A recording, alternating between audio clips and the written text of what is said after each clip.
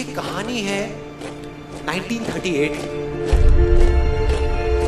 कैरली नाम के एक आदमी की, हंगेरियन आर्मी में, और वो उस कंट्री का बेस्ट पिस्टल शूटर था।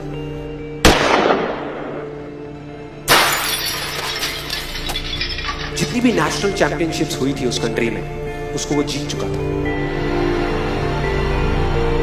और सबको ऑलमोस्ट कंफर्म था कि 1940s में जो ओलंपिक्स होने वाले हैं उसमें गोल्ड मेडल कैरली को ही मिलेगा। और उसने सालों से ट्रेनिंग करी थी। उसका एक ही सपना था, एक ही फोकस था कि मुझे अपने इस हाथ को दुनिया का बेस्ट शूटिंग हैंड बनाना है, बेस्ट बनाना है, बेस्ट बनाना है। और वो कामयाब हो गया, उसने बना लिया बेस्ट शूटिंग हैंड। सिर्फ 2 साल का फर्क था। 1938 में एक आर्मी का ट्रेनिंग कैंप चल रहा था। क्योंकि वो आर्मी में था तो एक एक्सीडेंट हो गया। उसके उसी हाथ में जिससे उसने गोल्ड मेडल जीतना था, उसमें एक हैंड ग्रेनेड फट गया और वो हाथ चला गया। जो उसका सपना था, जो फोकस था, सब खत्म।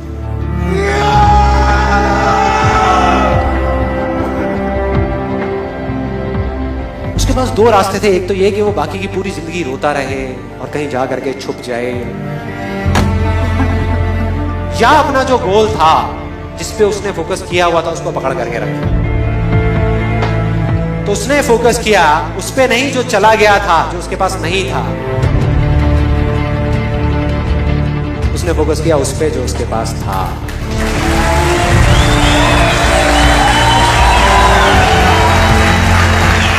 जो उसके पास था। और क्या था उसके पास में? एक लेफ्ट हैंड, एक ऐसा हाथ जिससे वो लिख तक नहीं सकता था।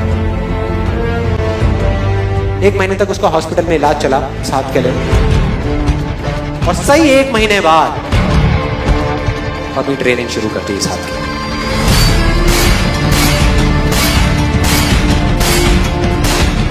ट्रेनिंग के 1 साल बाद, मतलब कि 1939 में वो वापस आया।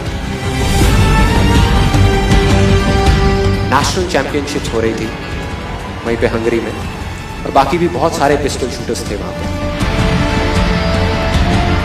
उन्होंने जा करके उसको कांग्रेचुलेट किया, कहा कि यार देखो, ये होता है जज्बा, ये होती है स्पोर्ट्समैन स्पिरिट, कि इतना सब कुछ होने के बाद भी तुम यहां पर आए हो हमको देखने के लिए और हमारा हौसला बढ़ाने के लिए।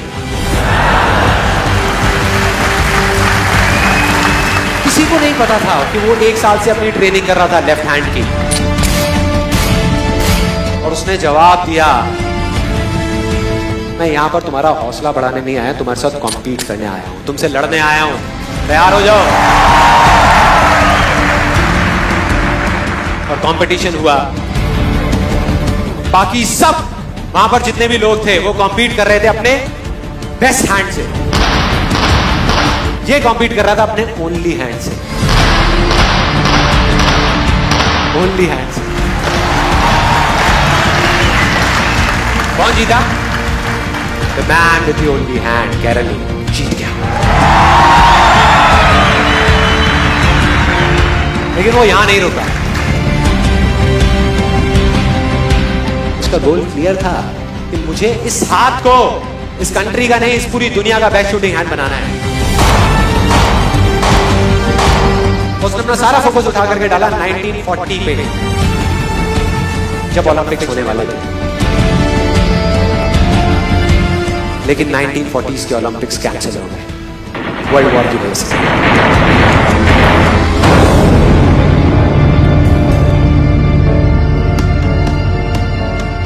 उसने अपना सारा फोकस उठा करके कहां डाल दिया? 1944 में जो ओलंपिक्स होने वाले थे उसके ऊपर। और 1944 में जो ओलंपिक्स होने वाले थे वो भी कैंसिल हो गए वर्ल्ड वॉर की वजह से। फिर से कैंसिल।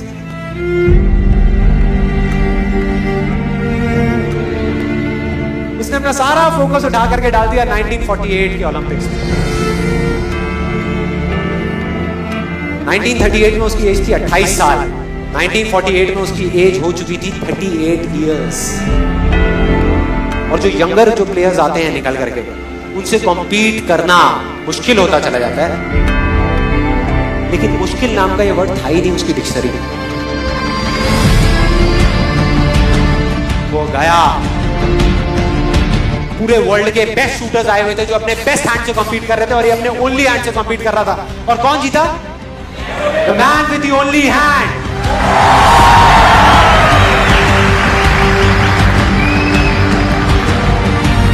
लेकिन वो तब भी नहीं रुका।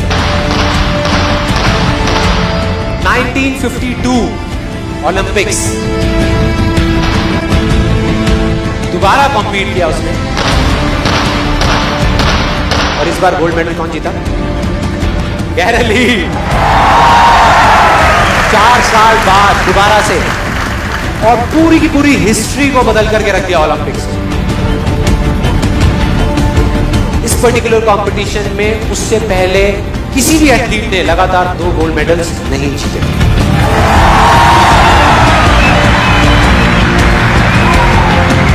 अब किसी भी लूजर के पास चले जाओ, उसके पास लिस्ट होगी बहानों की कि मैं इस वजह से फेल हुआ अपनी लाइफ में, इस वजह से मैं कुछ नहीं कर पाया। बहुत लंबी लिस्ट है। और दूसरी तरफ विनर के पास चले जाओ, उसके पास में 1000 वजह होगी वो ना करने की जो वो करना चाहता है, सिर्फ एक वजह होगी वो करने की जो वो करना चाहता है, और वो कर जाएगा।